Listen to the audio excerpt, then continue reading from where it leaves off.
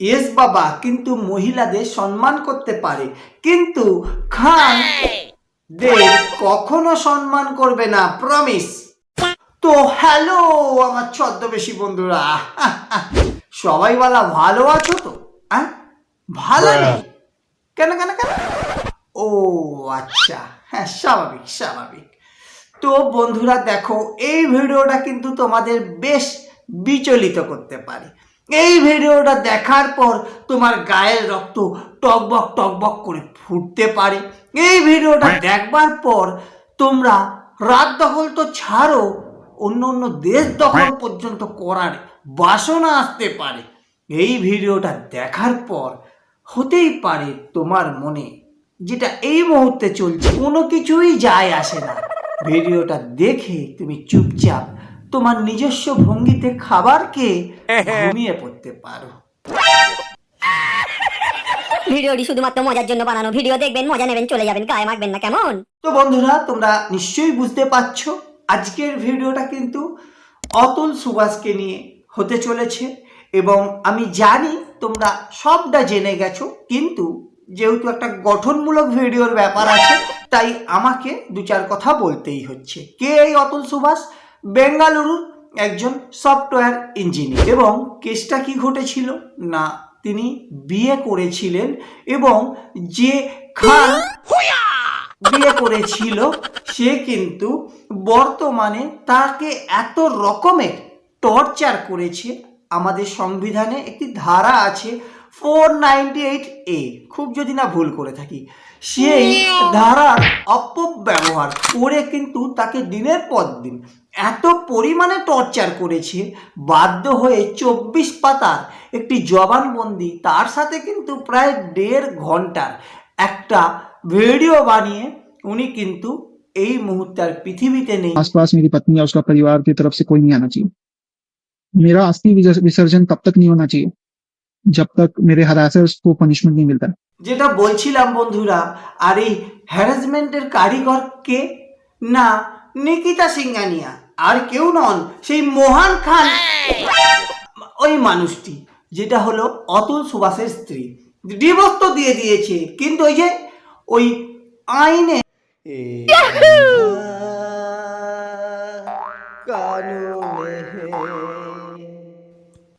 আইনের অপব্যবহার করে তার থেকে কিন্তু মাসে মোটা টাকা নিচ্ছিল, এবং শুধু তাই নয়, শেষে তো আবার 3 কোটি টাকা, বাপ রে বাপ, 1-2 টাকা নয়, 3 কোটি টাকা দাবি করেছিল। তো স্বাভাবিক, মেয়েদের বাপের এখন বড্ড বেশি ডিম্যান্ড যে ছেলে শুধু একটুখানি অবস্থা ভালো হলেই চলবে না, এমন ঘরের পাত্রর সঙ্গে বিয়ে দেবো যেন মোটা মোটা বান্ডেল থাকে, যাতে সুযোগ বুঝে মেয়েকে টেনে নেব এবং তার সাথে এই আইনের অপব্যবহার ঠুকে দিয়ে কিন্তু মাসে মোটা টাকা ইনকাম করতে থাকবো। আমরা জানি যে কিছুদিন আগে তিলোত্তমার যে কেসটা ঘটেছিল, তারপর সব কিছু প্রায় দখল হয়ে গিয়েছিল, শুধু বাড়ি ঘর ছাড়া। এখন যদিও সেই সকল দখলকারী মানুষজনের দেখা নেই।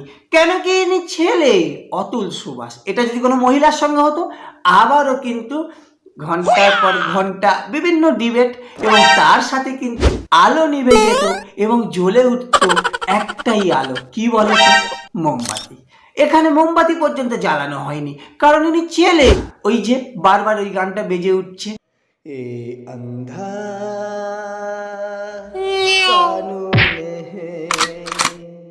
যদিও বন্ধুরা অনেকেই আশা করছে, মানে এই যে ঘটনাটা, অতুল সুভাষ তো একটা উদাহরণ মাত্র, এই ঘটনা তো আশেপাশে প্রায় বাড়িতেই, অধিকাংশ বাড়িতেই ছড়িয়ে ছিটিয়ে আছে। অনেকেই কিন্তু বিয়ের পর ডিভোর্স করে নেয় এবং মাসে মোটা টাকা কিন্তু নিতে থাকে। কেন না, আইনের ফাঁকটাকে কাজে লাগিয়ে। কিন্তু অনেকে এবার আশায় বুক বাঁধছে যে এবার বুঝি সরকার কোনো কঠোর পদক্ষেপ নিতে চলেছে। কিন্তু তিলোত্তমার কেসটা আশা করি তোমাদের মনে আছে, বাকিটা কিন্তু আমি আর আমার মুখে বলবো না, তোমাদের ব্রেন যথেষ্ট উন্নত। ভিডিওটা বেশি বড় করব না, কারণ আমরা সকলেই জানি অতুল সুভাষ যে যন্ত্রণার মধ্যে দিয়ে দিনের পর দিন গেছে, তাকে ব্যাঙ্গালোর থেকে উত্তরপ্রদেশের জৌনপুর বছরে 40 বার যাতায়াত করতে হতো এবং তার মাথার ওপর দিয়ে যে ব্রেনে প্রেশার পড়তো এবং তার সঙ্গে ছিল তার কিন্তু কাজকর্ম। আর এদিকে কিন্তু নিকিতা সিংহানিয়া মানে তার স্ত্রী এবং তাদের যে গোষ্ঠী, তাদের মা থেকে শুরু করে তার ভাই থেকে শুরু করে তাদের যে ফ্যামিলি মেম্বার, তারা যেরম ক্যারেক্টারের মানুষ, ওই যে বলছিলাম আমি মহিলাদের সম্মান করতে পারি কিন্তু কোনো খান সম্মান আমি করব না।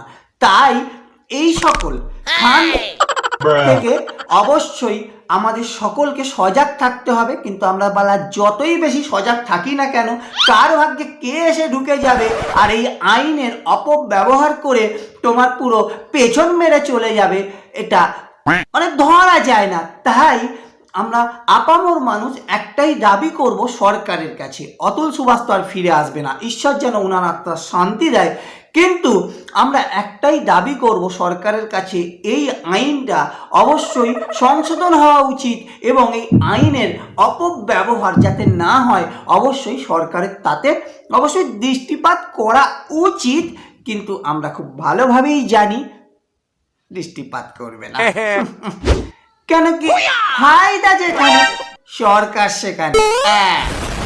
অতুল সুভাষের শেষ উক্তি শুনতে শুনতে বন্ধুরা আজকের ভিডিওটা কিন্তু শেষ করব। और सब कुछ होने के बाद भी अगर कोर्ट ये जज और मेरे बाकी के हरासर्स को पनिशमेंट नहीं देती है और बरी कर देती है तो मेरा जो अस्थि है वहीं कोर्ट के बाहर किसी गटर में बहा देना चाहिए। ভারতবর্ষের মহামান্য কোর্ট, সুপ্রিম কোর্ট, হাইকোর্ট এবং আইন যারা বানায় সেই পার্লামেন্টে বসে থাকা সংসদ থেকে শুরু করে সরকার সকলেই কিন্তু এগিয়ে আসা দরকার। একটা অতুল সুভাষ পুরো সমাজের সিস্টেমে জমে থাকা যে একটা নোংরা মানসিকতা এবং এই আইনের মানে 498A এই যে আইনের অপব্যবহার কি লেভেলে হয়ে মানুষকে সর্বশান্ত করে দিতে পারে তার কিন্তু জলজান্ত উদাহরণ দেখিয়ে দিয়ে গেল এবং নিজের জীবন তাতে কিন্তু সে শেষ করে দিল। আর কোনো মানুষকে যেন এই অতুল সুভাষ না হতে হয় বন্ধুরা, এই প্রার্থনা করে সকলে ভালো থেকো, সকলে সুস্থ থেকো। দেখা হচ্ছে তোমাদেরই সাথে পরবর্তীতে একটা মজাদার ধামাকাদার ইন্টারেস্টিং রোস্টিং ভিডিওতে। ততক্ষণের জন্য তোমরা তো জানো বলা বুকে একরাশ আজকের জন্য অন্তত দুঃখ চেপে বলতেই হচ্ছে হৃদয় বার করে দিলাম নমস্কার নিও।